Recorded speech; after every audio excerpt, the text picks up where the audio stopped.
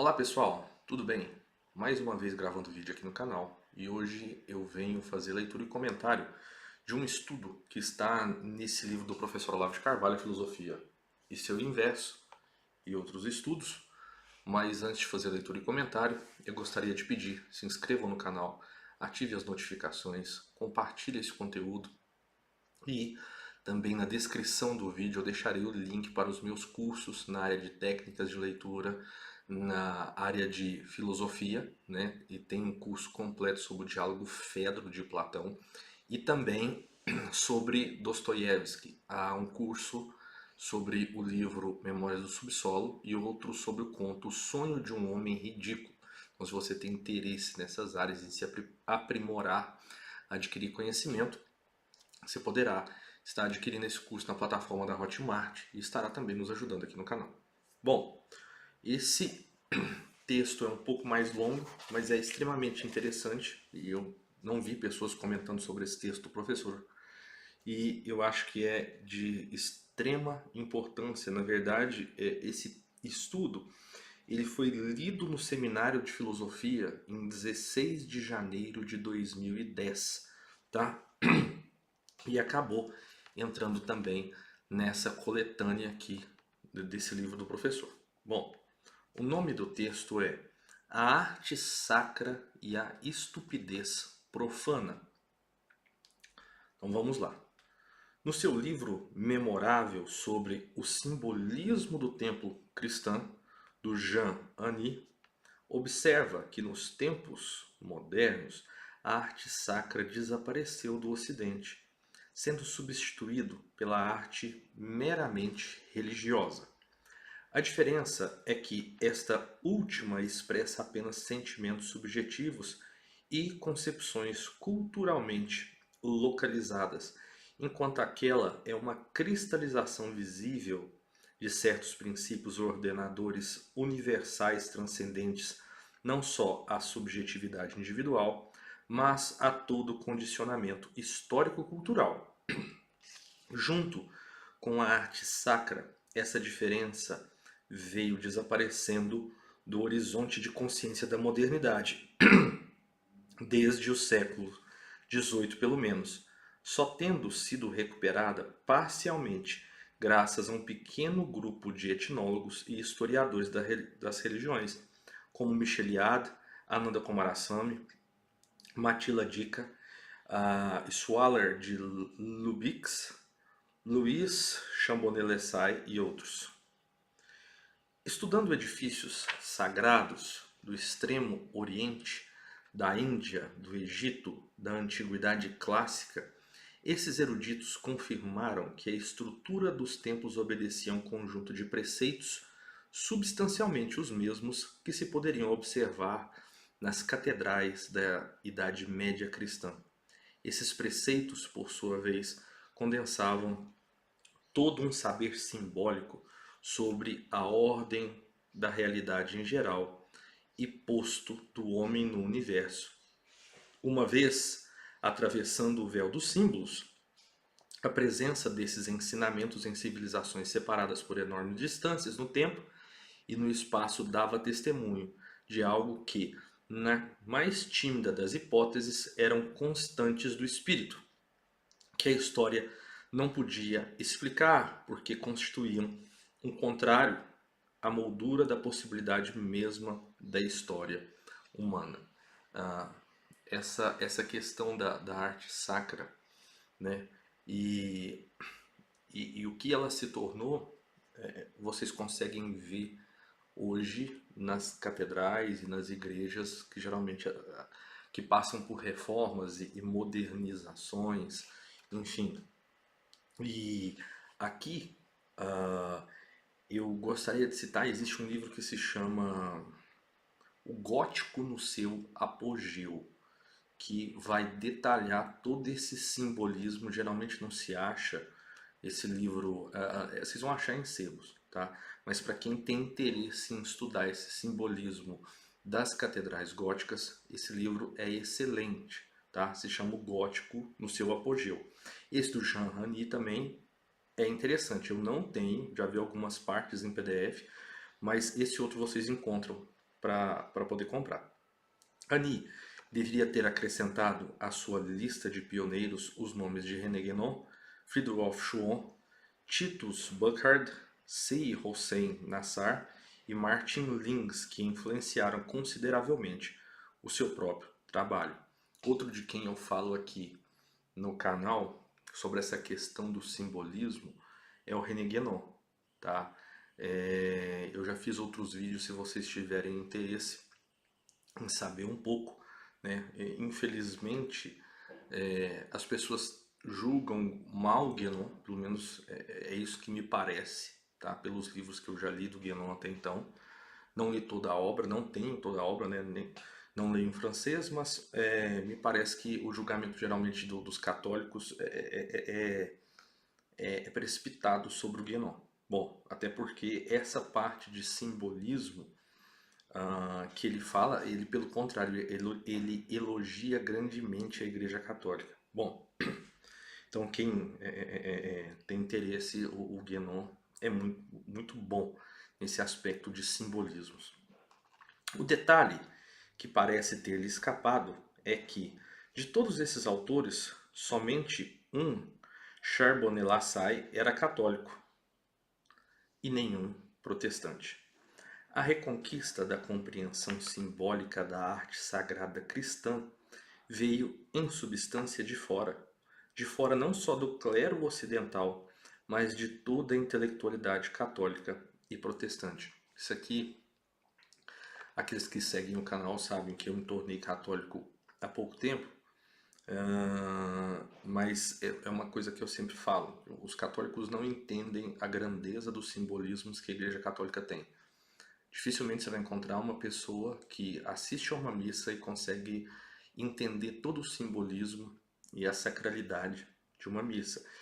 Infelizmente, eu fui aprender sobre isso na maior parte dos casos de pessoas que não fazem parte da Igreja Católica, como o Guénon, né?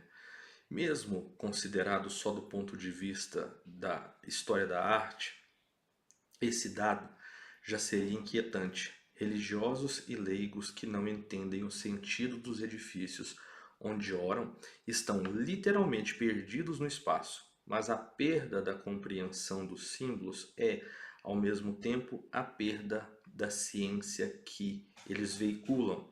E esta ciência constitui, para dizer o mínimo, o único fundamento intelectualmente satisfatório para uma distinção entre o sagrado e o profano.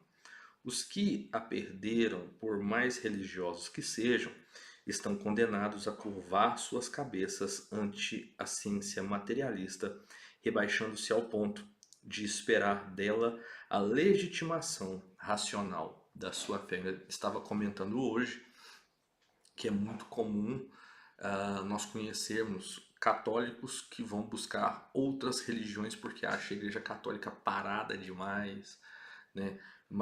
Materialista no sentido de que não consegue observar nada de transcendente, aí vão em outras religiões buscar essa espiritualidade que não passam de vulgarizações, como o próprio René Guénon vai falar sobre isso, quando eles não conhecem a riqueza da sua própria doutrina, os santos místicos, enfim.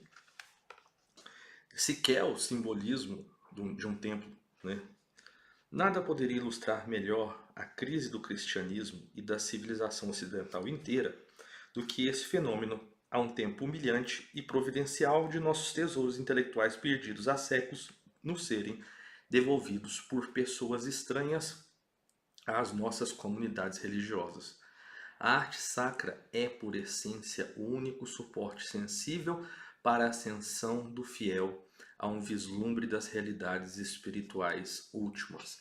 Só fazendo também um parêntese, isso aqui jamais também viria do protestantismo, justamente porque o próprio Eric Fuglin vai dizer que acontece a imanentização do eschaton, né? Se é sola escritura, se é sola fide, se é os 5 solas, por exemplo, não existe nada além do que está literalmente escrito. Então, o protestantismo rechaça a questão dos depósitos da fé, da tradição.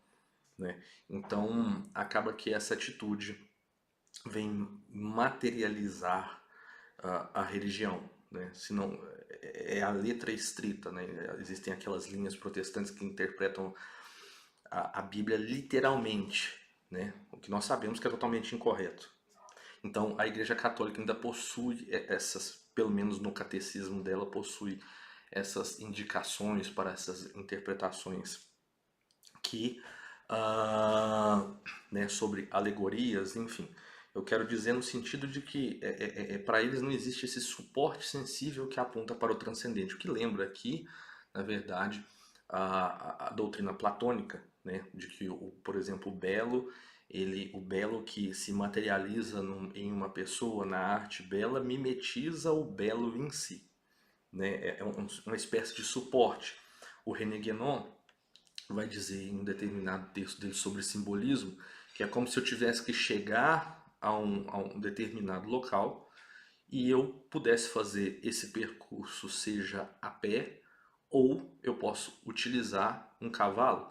Então que os simbolismos presentes nesses suportes sensíveis, nesses símbolos sensíveis, que me remetem ao transcendente, é como se eu utilizasse esse cavalo que me gerasse um caminho mais direto entre o que é material e o transcendental.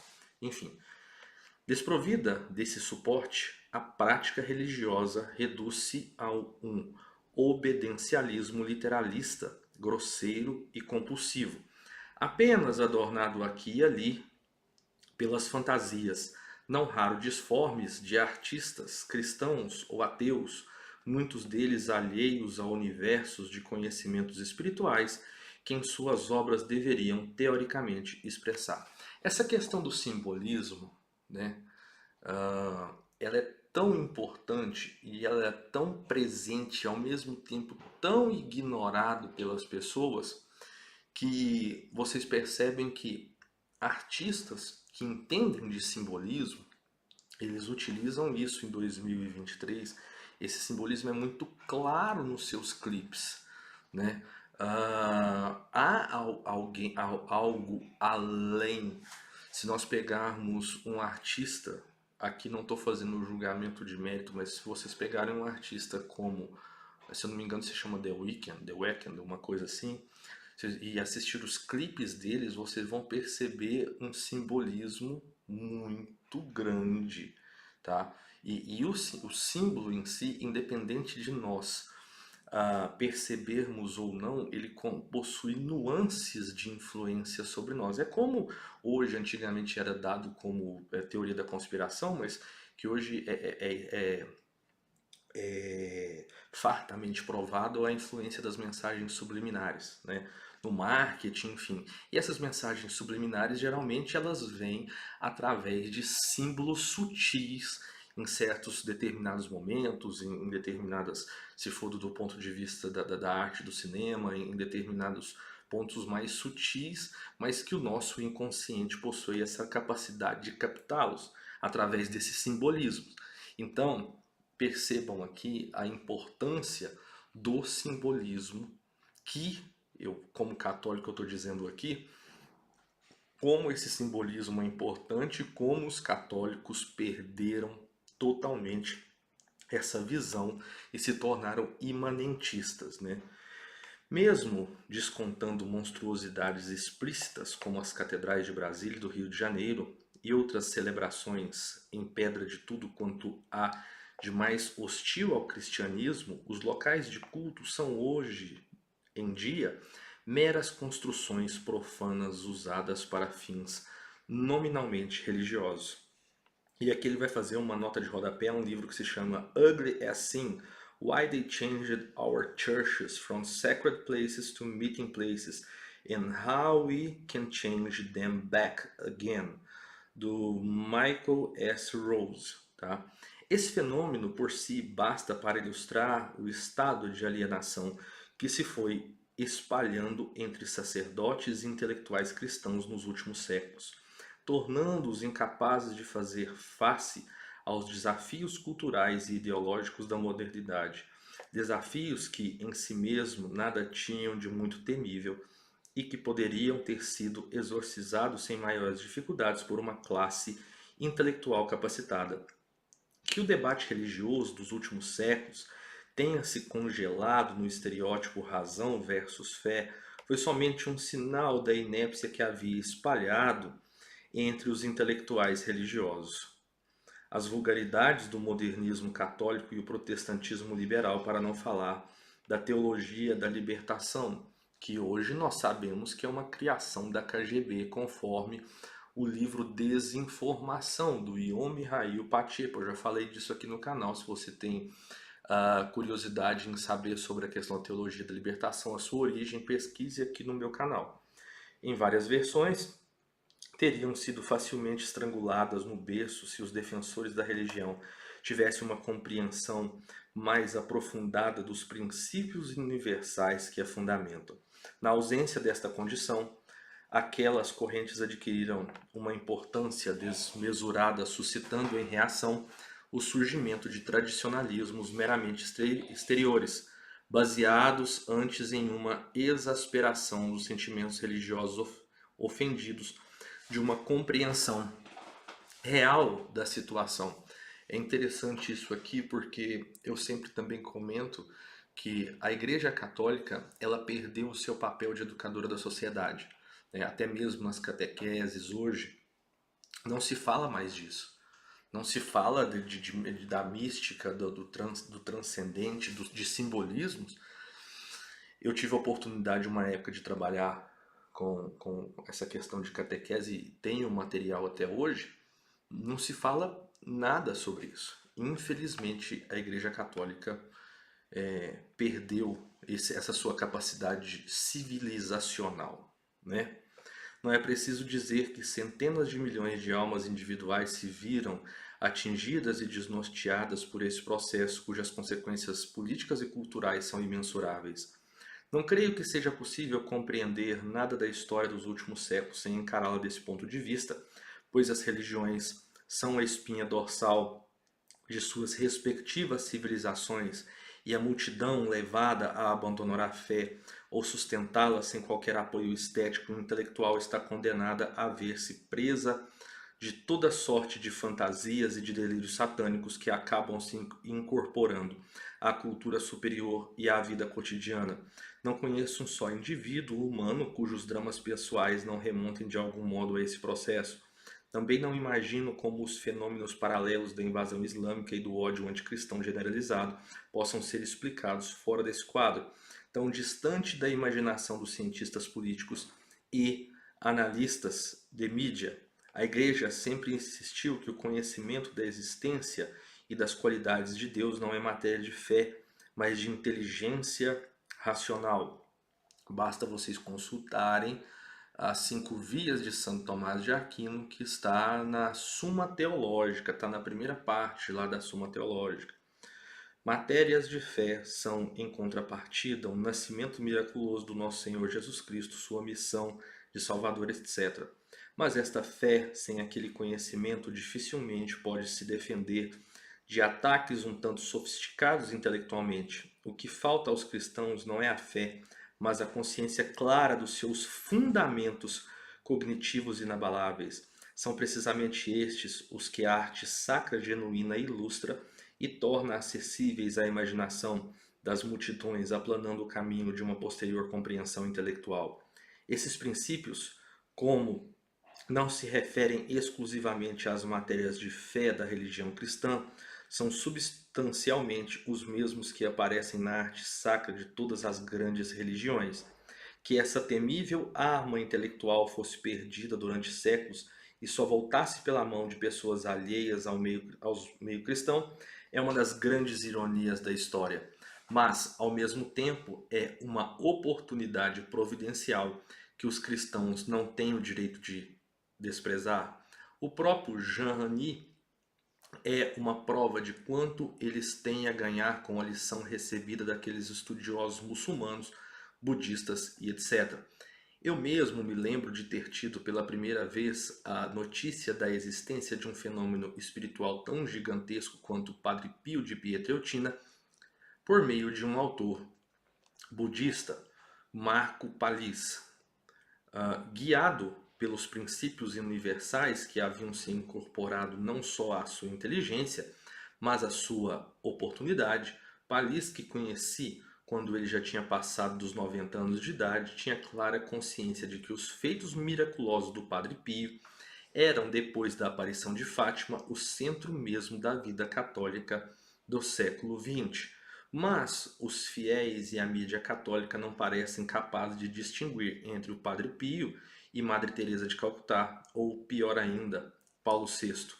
A fé, sem o devido suporte intelectual, acaba por buscar apoio nos critérios dos formadores de opinião usuais, para os quais a distinção entre um santo e um popstar é difícil de conceber.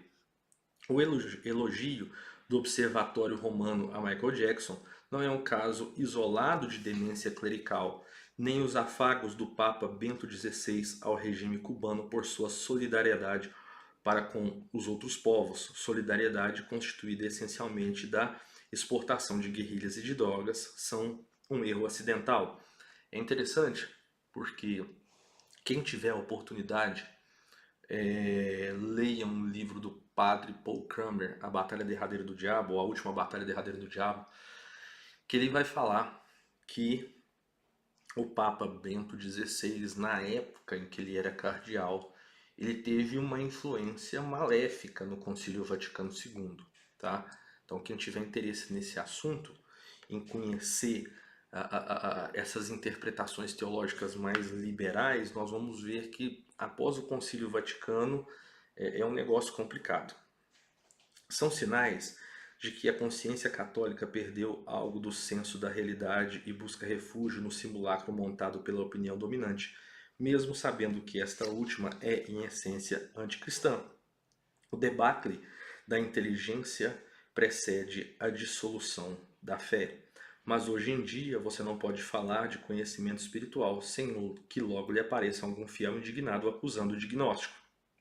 Se, de um lado, as mais aberrantes heresias revolucionárias são paternalmente toleradas dentro da igreja, afinal, a teologia da libertação nunca sofreu nada além de reprimendas verbais, qualquer tentativa de dar à fé algum suporte intelectual mais amplo do que um tomismo de manual é vista com suspeita verdadeiramente suicida.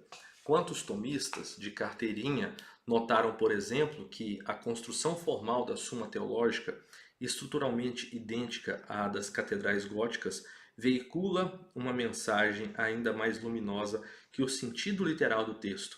Eu jamais teria percebido isso sem a ajuda de Erwin Panofsky, um autor cuja palavra os católicos nunca dariam mais credibilidade que a de Jacques Maritain, mesmo sabendo de todos os danos que este fez à igreja.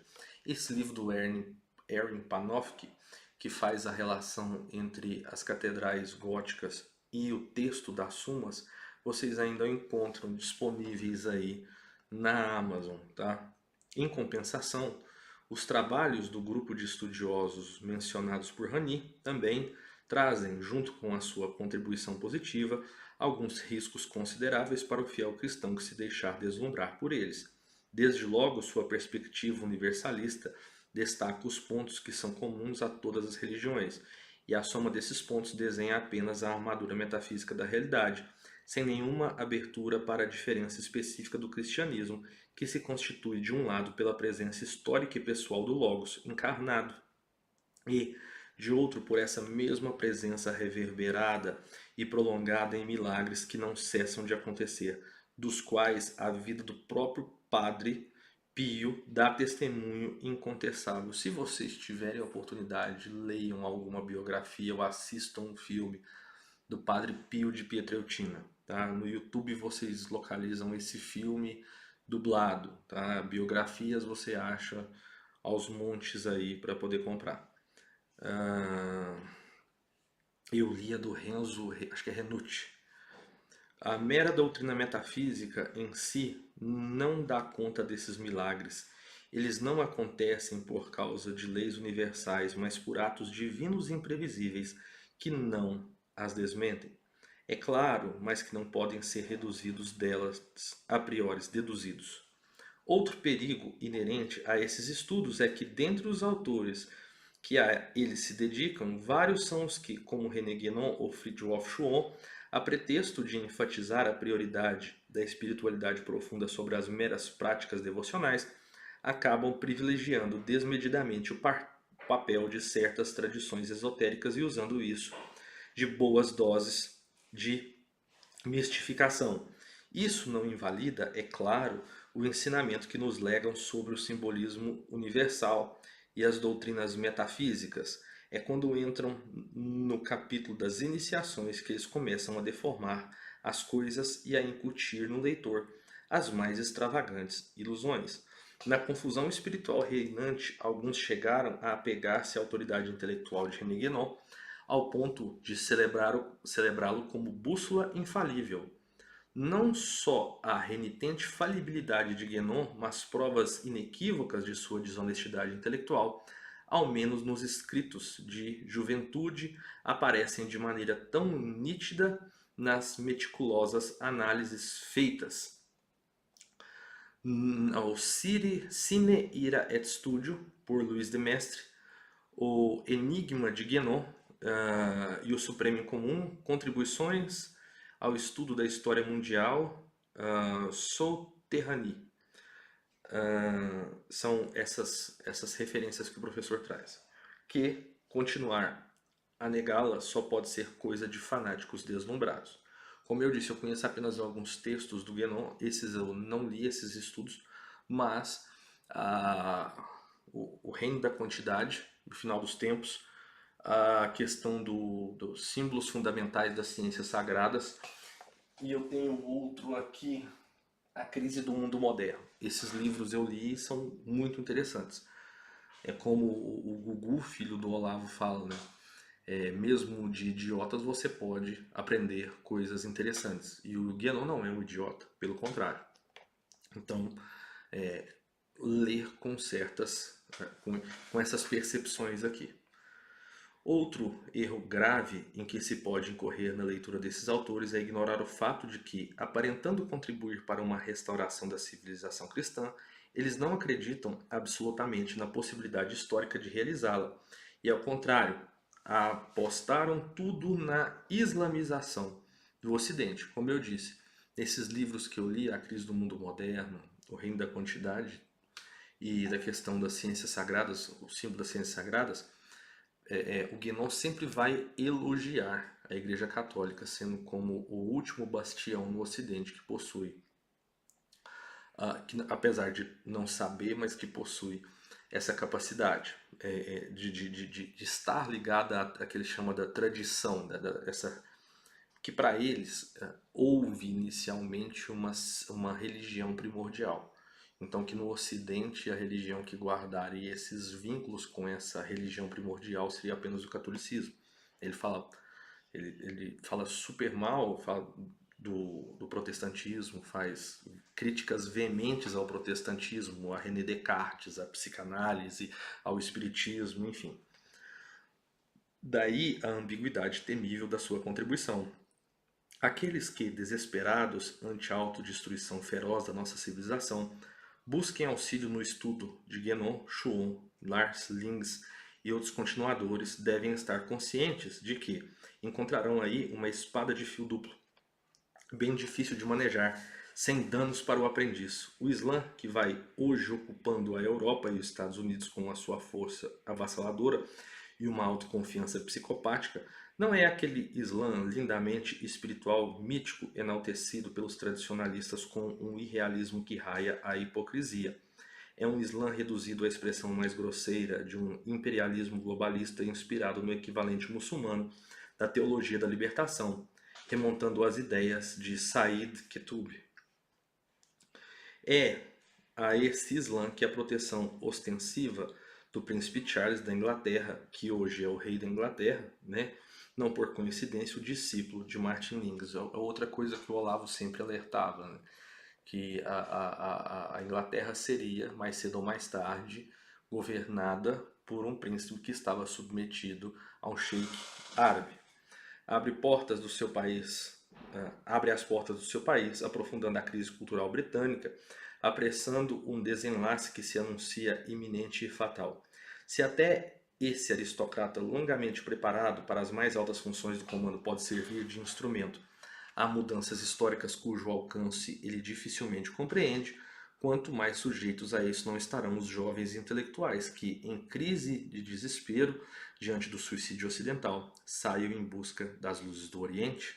Bom, então esse é o final do artigo. Gostaria de salientar, agradecer você que ficou aqui até agora.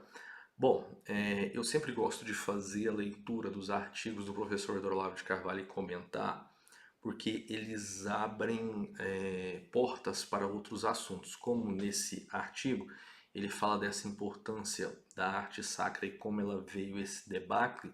Ao mesmo tempo ele abre portas para quem lê e entende os artigos pesquisar esses outros autores, como o Erwin Panofsky, como eu citei um que não está no artigo dele, do livro que se chama O Gótico no seu apogeu, assim como o Guénon, o Chuon, esses autores que ele cita no artigo. Então, eu sempre acho importante fazer essa leitura e comentário, porque vocês, além do artigo, terão outras referências para que vocês possam buscar e ir além do artigo. Essa semana eu vi a Paula Schmidt falando do professor Olavo de Carvalho, num artigo lá, sobre a questão que ele fazia os comentários sobre a Pepsi, e que ele estava parcialmente certo, mas ela fala que mais importantes são as sementes do conhecimento que ele deixa para que as pessoas corram atrás desse conhecimento, né? Então eu faço essa leitura sempre e comento porque lançando sementes para que as pessoas que estejam vendo ou estejam ouvindo através do YouTube, enfim, possam abrir essas portas aí para vocês pesquisarem esses assuntos e se prepararem, né? Bom, espero que vocês tenham gostado, um abraço e até a próxima.